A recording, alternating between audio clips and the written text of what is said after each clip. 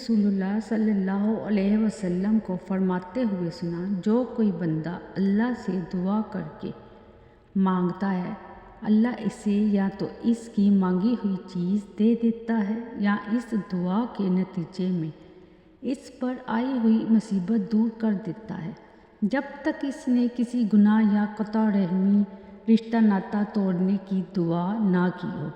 امام ترمذی کہتے ہیں، اس باب میں ابو سعید خدری اور عبادہ بن صامت سے بھی روایت ہے۔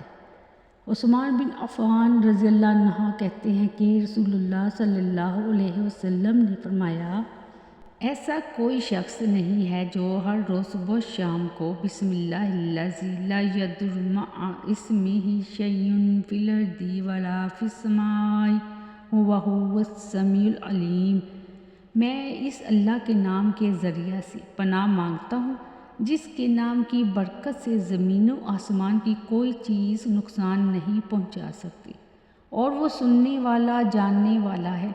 3 بار پڑھے اور اسے کوئی چیز نقصان پہنچا دے۔ ابان کو ایک طرف سے فالج کا اثر ہوا۔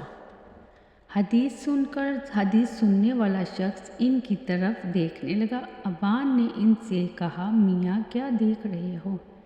حدیث بالکل ویسی ہی ہے جیسی میں نے بیان کی، لیکن بات یہ ہے کہ جس دن مجھ پر فالج کا اثر ہوا اس دن میں نے یہ دعا نہیں پڑھی تھی، اور نتیجہ یہ ہوا کہ اللہ نے مجھ پر اپنی تقدیر کا فیصلہ جاری کر دیا۔ امام ترمذی کہتے ہیں، یہ حدیث حسن صحیح غریب ہے۔